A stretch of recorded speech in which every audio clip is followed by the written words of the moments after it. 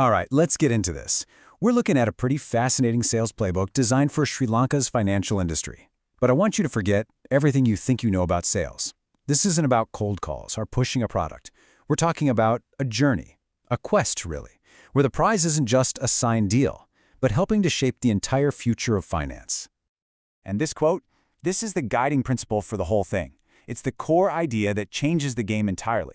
It shifts a salesperson from just being a vendor to becoming a genuinely trusted advisor, someone who can help these huge financial institutions navigate the really complex world of cloud technology.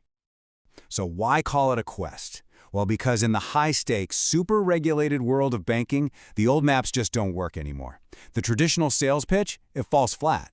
The challenges these banks are facing are just too big, and the consequences of getting it wrong are way too high. And you can see that shift so clearly right here. We're moving away from a model that's all about the transaction. Selling a product, closing the deal, and moving on. Instead, it's all about the relationship. It's not a one-time thing. It's a long-term partnership that's completely focused on what the bank actually wants to achieve, the outcomes. And look, this shift isn't just happening out of nowhere. There are some massive forces at play pushing Sri Lanka's banks to change. You've got customers who expect a slick, digital-first experience. You've got the central bank with its incredibly strict rules, and of course, cybersecurity threats are absolutely everywhere. It's kind of the perfect storm, and it's creating a real need for a new kind of guide to help them through it all. Okay, so on to the next part of our quest, figuring out who you actually need to talk to. Every big bank is like a castle with its own set of decision makers, or as the playbook calls them, gatekeepers. We're going to zoom in on 3 of the most important ones, because each of them has a totally different motivation, and each holds a different key to getting anything done. First up, you've got the master of the tech infrastructure, the chief information officer or the chief technology officer. This is the person who's thinking about the big picture of technology, things like scalability, resilience, and where the next big innovation is coming from. But you know what really keeps them up at night? It's not the shiny new cloud platform. Nope. It's the absolute nightmare of trying to make that new tech play nice with the ancient, decades-old systems that are still running the core of the bank. That integration puzzle, that is their #1 headache. Next, let's meet the guardian of the vault. This is your chief information security officer or your chief risk officer. Their entire job, their whole world, is built around one thing, protecting the bank from any and all harm. And for this person, the biggest boogeyman isn't a hacker in a dark room. It's a compliance failure.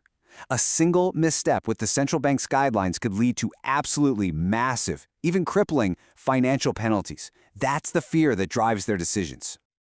And now for the person who's actually on the front lines with customers. This could be the head of retail banking or the head of insurance. This is the gatekeeper who is directly responsible for the products the bank sells and whether or not its customers are happy. And for them, it all comes down to one thing: results. They need to see a clear, provable return on any investment. They're asking, will this new tech help us launch products faster? Will it make our customers' lives easier? They have to see the proof in the numbers.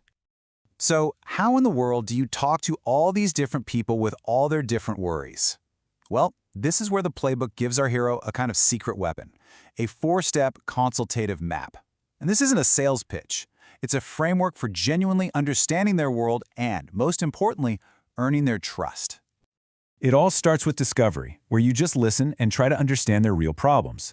Then, you align technology to their business goals, not the other way around. From there, you co-create a pilot or a small project with them to prove it works. And finally, you sustain that relationship by making sure they're always getting value. It's a cycle, a true partnership.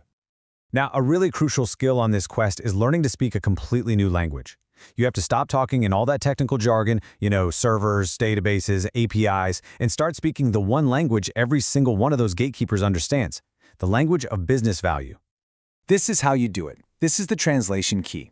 Infrastructure as a service isn't about virtual machines. It's about modernizing IT and reducing huge capital expenses.